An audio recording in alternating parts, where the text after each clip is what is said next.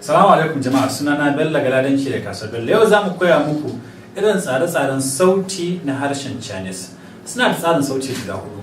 Wato na farko wanda suke cewa na farko mu kuma za mu fi ganin shi kamar a wanda yake kwance. Sai akwai mai tashi ko mai dagawa, sauti na biyu. Akwai kuma na uku wanda sai ya faɗi sannan sai ya miƙe, sauti na uku kenan. Sannan kuma akwai na hudu wanda yake faduwa ko yake sauka. A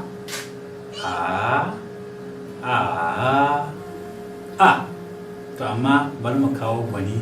Akwai malamin mu Ella sannan kuma akwai ɗaya daga cikin malamin ita Masuri za su zo su za su taimaka mana. Malama Ella sai ki kama bakin aiki ga Suri ita ma ta zo.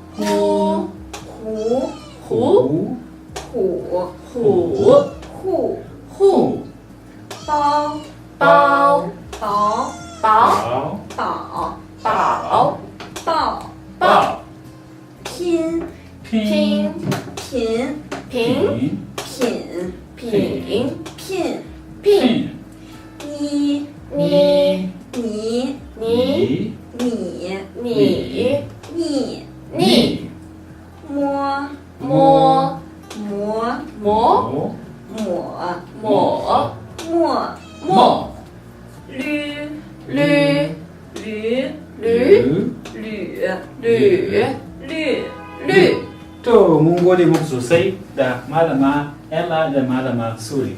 Jama'a yanzu abin da muke so shine a cikin comment za mu rubuta a bayanin wannan darasi wasu daga cikin waɗannan saututtukan sai ku haɗa su sai ku yi bita.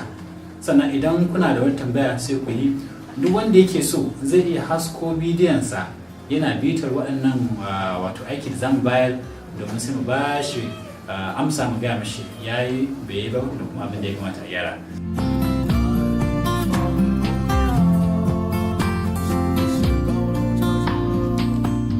Da fata za ku yi bita saboda wani yana da matuƙar muhimmanci, in ba haka ba sautin sai ya canza sai a kasa gane me kake nufi.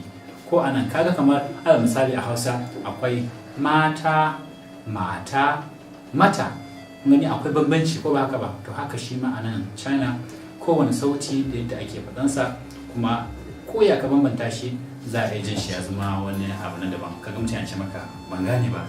To shi kenan abin da muke da shi, da fata za ku dawo a darasin na gaba. Mun gode muku, sai an jima. Assalamu alaikum.